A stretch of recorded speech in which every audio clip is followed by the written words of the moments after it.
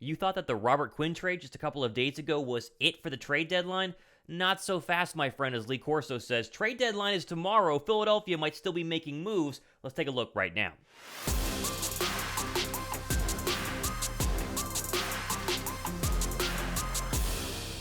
What's up, guys? Thomas Mott here. Welcome into the Thomas Mott Show here on a Victory Monday for the 7-0 Philadelphia Eagles. But we're not just looking back at what happened in the game yesterday. That show has already been posted to the YouTube channel. You can check that out yesterday. Update Jordan Davis, talking about A.J. Brown dominating. We got to focus in on today, which really focuses in on tomorrow being the 4 p.m. NFL trade deadline on Tuesday. And while a lot of people, including myself, do feel like the Eagles could be done. I mean, they're 7-0, and they just got Robert Quinn, and so how many more moves can you actually do? There are two more defensive line options, I think, that post-Jordan Davis injury could be a legitimate option for the Philadelphia Eagles. We'll look at that here in just 1 second. Also, Roger Goodell is randomly drug testing A.J. Brown.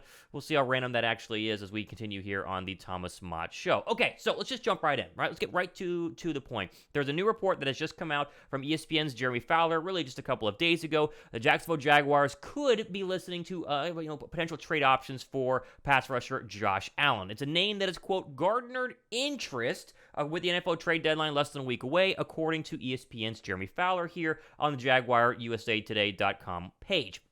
Allen, 25, was the Jaguars' first-round pick in the 2019 NFL Draft and earned Pro Bowl honors as a rookie, finished his first season with 10.5 sacks. Next 2 seasons, Allen had 10 sacks. So far this season, he has 3 sacks and is a top 10 in the league in quarterback hits with 11. Now, the Jacksonville Jaguars lost on Sunday in London to the Denver Broncos. Broncos country, I guess, let's ride. They at least won. And with the current state being 2-6, you could see the Jaguars, after trading James Robinson, being a selling football team at the NFL trade deadline. The question really is, would it make sense for Philadelphia? Which I think it actually does, if I can explain. Listen to this. Quote, Allen is on the 4th year of his rookie contract. The team already picked up the $11.5 million fifth-year option on the deal. That means the Jaguars and Allen are likely to work on a long-term contract in the offseason. So I know what you're saying, Thomas.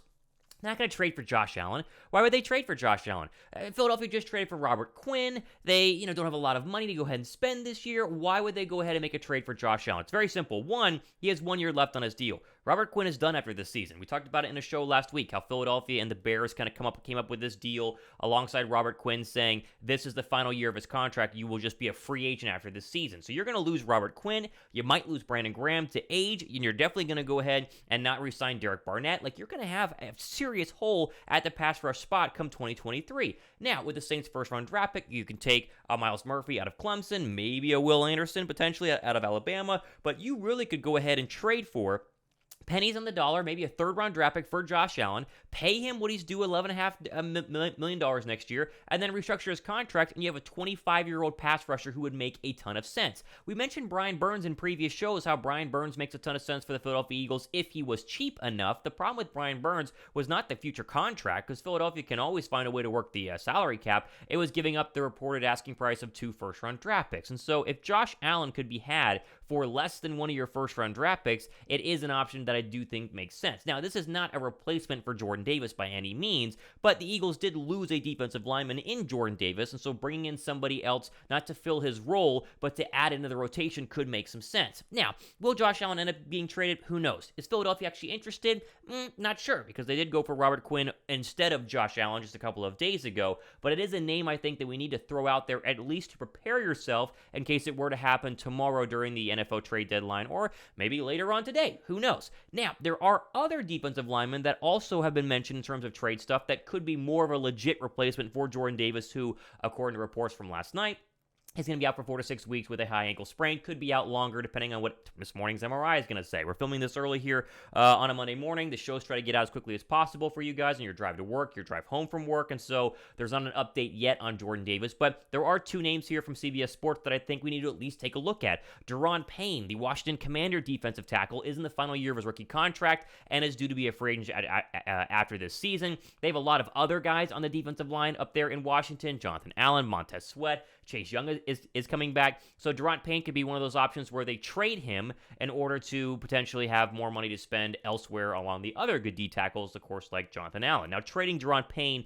in the division to the Eagles might not be an actual reality, but he is one of the few true D tackle replacements you could go ahead and grab if you desperately wanted somebody to go ahead and replace Jordan Davis. We'll look at the depth chart in a second, but Payne is probably your best option in terms of D tackles that are available. I will mention J.J. Watt because CBS Sports does here. There is not any sort of hard reporting that Watt is going to be moved. There isn't a Jeremy Fowler report from ESPN, but he is in the final year of his deal with the Arizona Cardinals, and the Cardinals are going nowhere fast. I mean, they lost again yesterday to the Minnesota Vikings, and Watt is going towards the end of his career where he could very much want to play for a championship team and could demand a trade and say, hey, get me out of here. Watt is a D end, but he can play D tackle. He's one of those hybrid guys who can move around. Now, Jordan Davis is a run-stopping D tackle, and J.J. Watt's more of a pass-rushing hybrid D tackle, but another name that you could mix in there, get pennies on the dollar, and bring in like a Robert Quinn on a one-and-done sort of situation where he's going to try to win a Super Bowl this year with Philadelphia and then be done in terms of going down, retiring, or being a free agent after that. So there are options if you needed to go ahead and sign somebody to replace Jordan Davis. These are not direct, D tackle, 380-pound guys who would instantly clog the hole, but there are some names out there to keep an eye on if Howie feels desperate, or perhaps if the Jordan Davis injury is worse than we would go ahead and think. Now, Philadelphia has D tackles. I know you're going to the comment section right now and saying, Thomas, you have Javon Hargrave, who was great yesterday against his former team. Thomas, you have Milton Williams, who was really good yesterday and is starting to kind of come into his own here this season after the past couple of weeks. You don't need to go replace Jordan Davis. I'm giving you options if they wanted to go replace Jordan Davis, right? And so, as I always say on the Thomas Mott Show, I'll tell you if there's hard reporting. I'll read you the quote from Adam Schefter when it's like the Eagles are interested in X, Y, and Z. But when we talk about speculation, it's just that. That's as far as we're going to go. It's speculation on some names that could make some sense if Philadelphia is in desperate need of filling the gap and potentially replacing Jordan Davis if the ankle injury is worse than we thought. Now,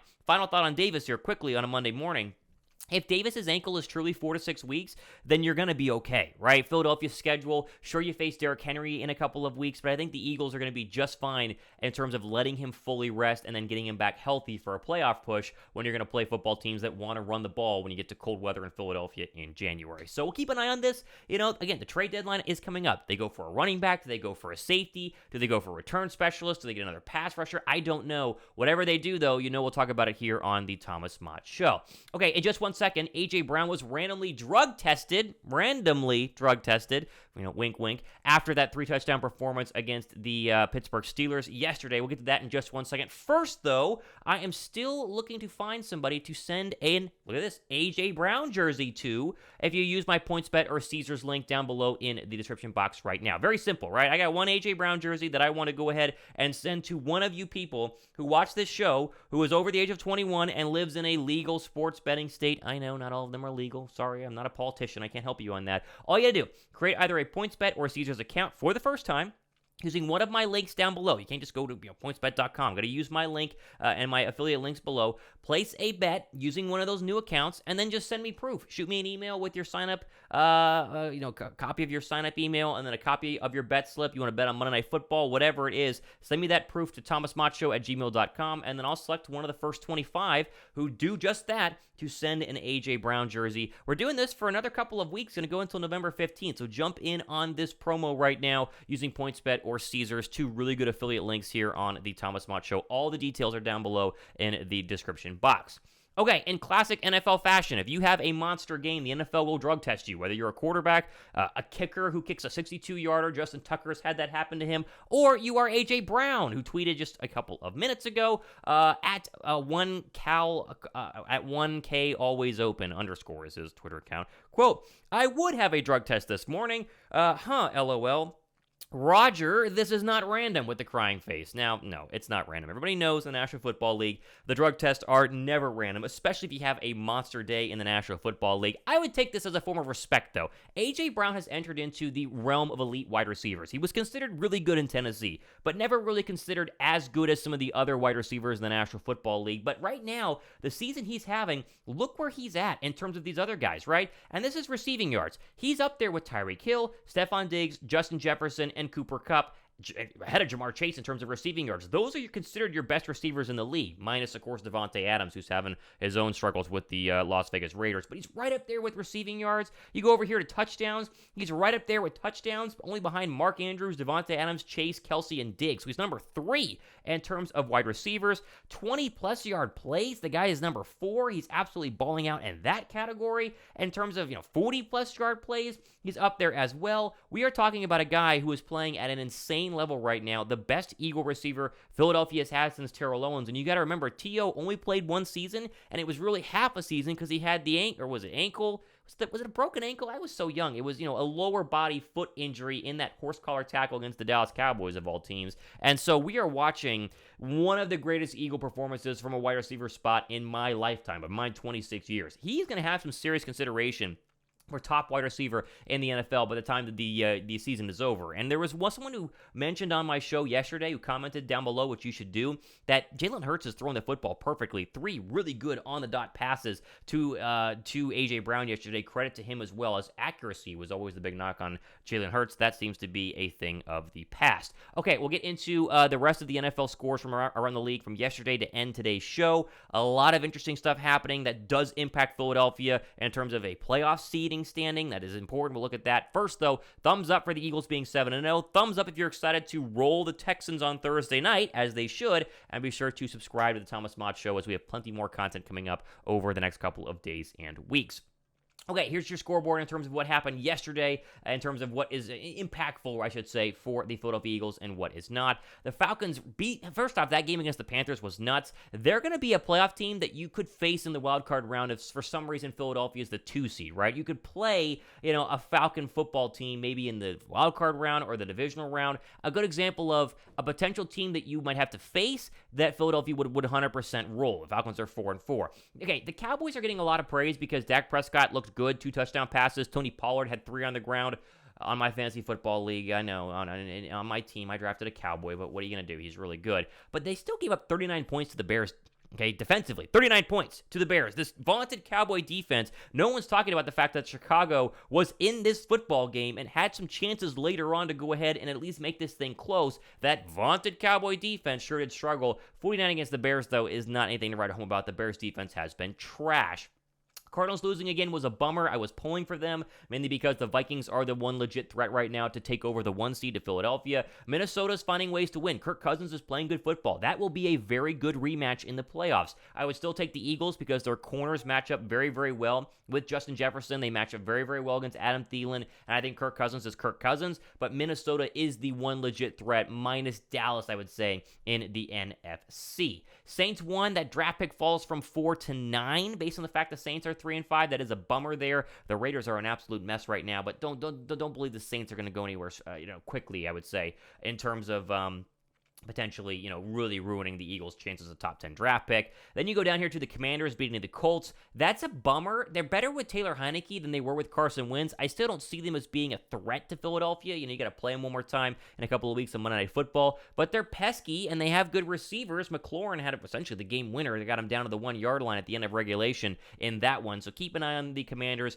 You more so like the Commanders to win because now they might beat up on Dallas and the Giants when they face each other in the coming weeks. Rams and Niners was very typical of what happens when the Rams and Niners play during the regular season. Niners have won 8 straight in the regular season against the Rams. Well, the Rams are a mess. I think the Rams are going to be a massive disappointment this year. It's kind of officially official that they're at that point at 3-4. The 49ers are still a very big threat, but I think Philadelphia does match up very, very well against them as well.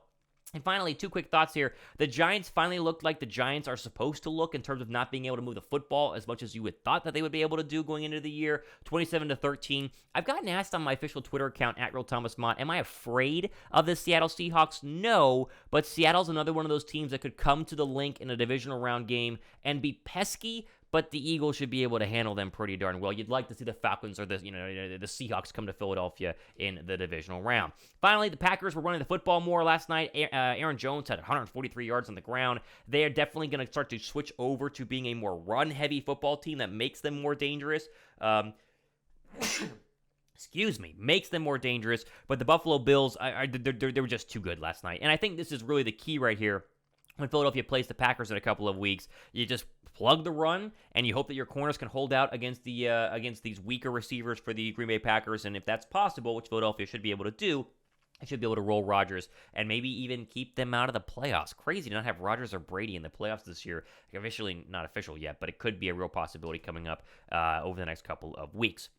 All right, there you go. Any updates in terms of the trade deadline, you will find them here on the Thomas Mott Show. Be sure to subscribe and hit the notification bell as well, because YouTube doesn't notify you like every single time that I put a new show out there, which is kind of strange. So make sure you guys go ahead and subscribe and hit the notification bell. Plenty more coming up. Short week, and we might have an Eagles roundtable on Wednesday night, so stay tuned for more information on that as well. I'm Thomas Mott. This has been Thomas Mott Show. See ya.